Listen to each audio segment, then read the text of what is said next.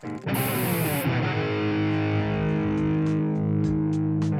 I have something really cool to show you. I have the pleasure of restringing 2 guitars for Javier Reyes of Animals as Leaders. So I'm going to take the time to restring this ESP 8-string Floyd locking tremolo system, Javier Reyes signature guitar. This is the newer JRV8. This thing is insane. Look at it. It's just a wild monstrosity. And I'm also going to set up and restring the JR608.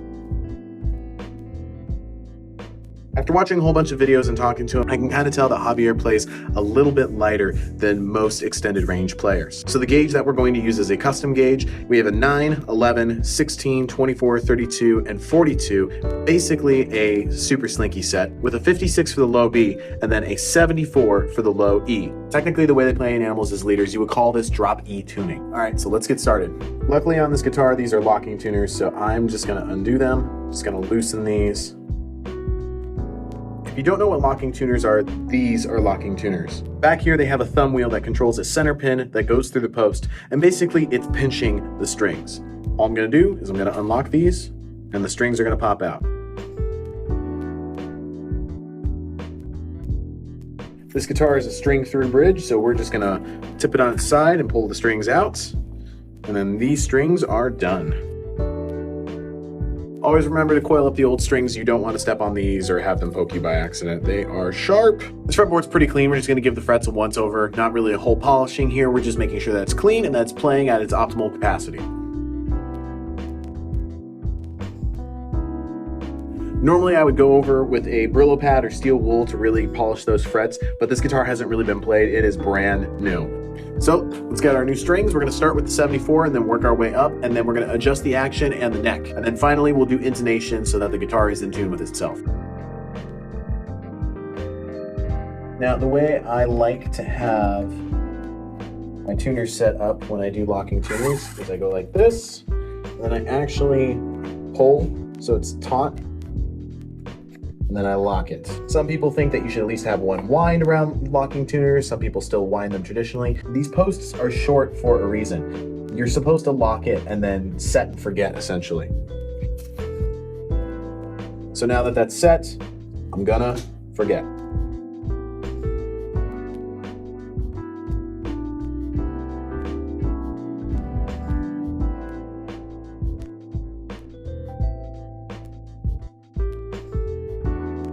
All right, so now we're gonna bring the guitar up to tune. Once I get the guitar in relative tuning, I'm gonna give each string a little tug. That way they can settle around the post and they can kink properly. You need to be careful not to pull too much or the string will break. When I spoke with Javier, he said that he wanted really low action. Action refers to the height of the strings from the fretboard. Now you need to remember, the lower the action, the closer the string is to the fret, which means you're more likely to buzz. So as the action on the instrument comes down, you need to have a lighter playing style, which obviously the way Javier moves around the fretboard, he does. Before we adjust the action, I'm actually going to straighten the neck angle. Since we already have it in relative tuning, I can see that there is some relief on the neck, so I want to make that straight so I can make my adjustments after if I need to. There's a couple ways you could check relief on a neck. You can always hold it up and then look down the sight line of the neck and see if there's actually bow in either direction. You need to make sure that you hold it sideways though, because if you hold it like this with the neck flat, there's actually weight to it and it can actually affect the way that the neck looks or reacts. Like I said, there's multiple ways of doing it. I would usually use a feeler gauge at this point to get a little bit more fine-tuned, but we're going off feel here and I want to make sure that this plays as light as possible. This guitar also features 2 truss rods because it needs the extra stability with all the extra tension. We're gonna triple check just by looking at it, how it clears the frets. Now we're gonna adjust the action. The action was super high on this guitar, which leaves me to reiterate, when you get your guitar out of the box, go get it set up by a professional, please. It doesn't matter if you pay for a setup before it gets put in the box. It's getting sent across the country. It's getting sent to a different environment. Go get your strings changed and set up by a professional, please. Now, even though I'm adjusting for string height to be as low as possible, I do have to keep in mind that the strings travel. When you strike them, that's the rotational movement that they make when they are producing their frequency. And obviously, when they're making that motion, they will collide with the frets, which creates buzz. So I need to keep that in mind. Some players actually like a little bit of buzz because it actually adds character to the tone that they're creating. We're gonna bring it up to relative pitch again, and then I'm gonna just play through it, make sure that nothing is buzzing or fretting out, which means that the note is being cut off by colliding with the frets. So I'm gonna make sure that we're good there, and then I'm gonna intonate and tune properly.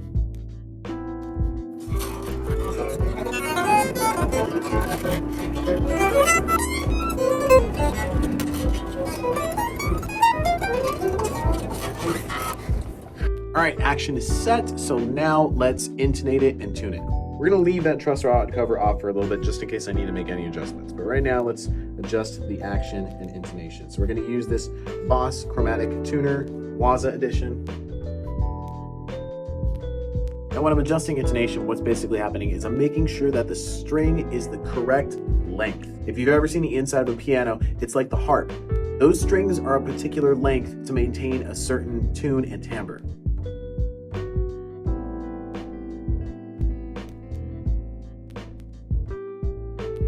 Because that string is sharp, I'm actually making it longer. What that's gonna do is it's gonna change the pitch when I get to the 12th fret. So instead of it going sharp, it should even out and it should be the same E note. 12th fret is where the octave is, and that's why I'm testing there. All right, now let's test it. Let's plug it in and hear it.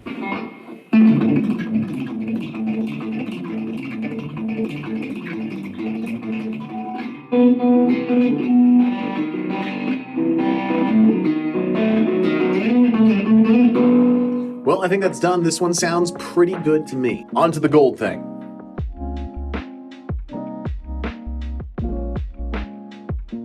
Now, essentially, we're going to be doing the same exact concept as we're going to be just setting up this guitar and restringing it with the proper string gauge, but this one has a Floyd Rose system, which is a locking tremolo, which I don't know if you can see that there, but this guy actually has to be level with the body.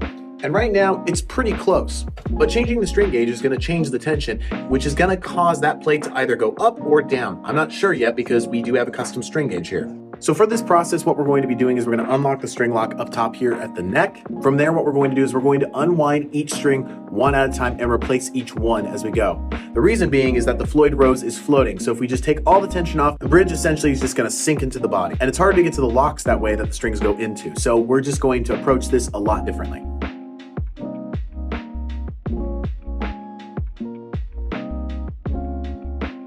Same thing as before, these guys are locking tuners, so I'm just gonna undo them and take them off one at a time. Now the Floyd Rose system here at the bridge has a lock that you access with an Allen key. It's this screw right here. But you might be wondering, where does the ball end of the string go? Well, you actually cut it off.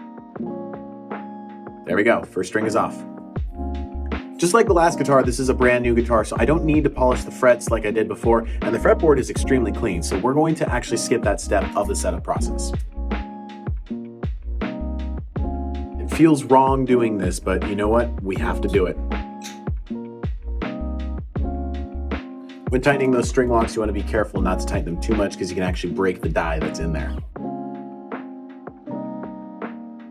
Now for the time being, I'm not going to cut the ends all the way just so I can keep track of what I'm doing.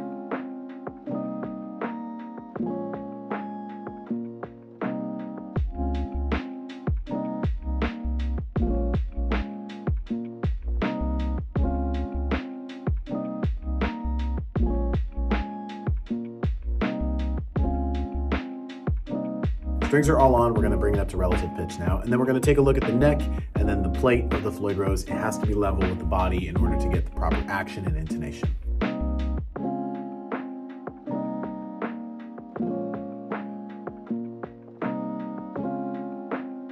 So now what's happening is the Floyd Rose is actually coming up this direction. And that's because there's not enough tension on the springs in the back of the guitar. So we're gonna flip the guitar over, we're gonna open up the back, and then we're gonna just adjust the springs by tightening the screws and essentially stretching them to pull the Floyd Rose down just a little bit. We're only gonna give it like a quarter turn, maybe.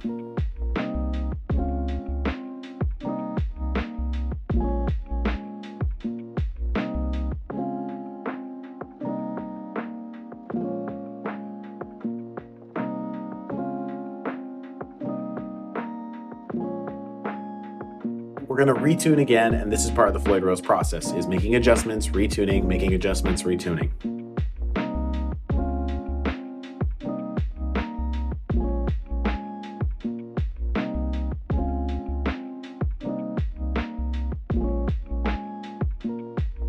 Now on a guitar like this, we don't have individual saddle height. So basically we're adjusting the bridge from the 2 points on the side. First, we're gonna adjust the neck and then we're gonna do that.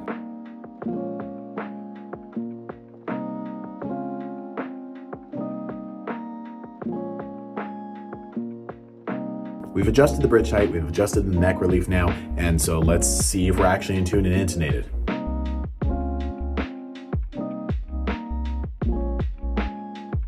All right, the guitar is intonated and tuned. Let's lock these string locks. Floyd Rose setups typically take the longest. And being the fact that this is an extended range guitar, it takes really long. Right now, seeing the timer above my head though, it looks like I'm only about like 35, 36 minutes into this, so not too bad. I know some people are asking, how do you tune this if you lock the strings? That's what these guys are for. They are fine tuners. Once you lock this part, these are not useful anymore. All right, let's try it out.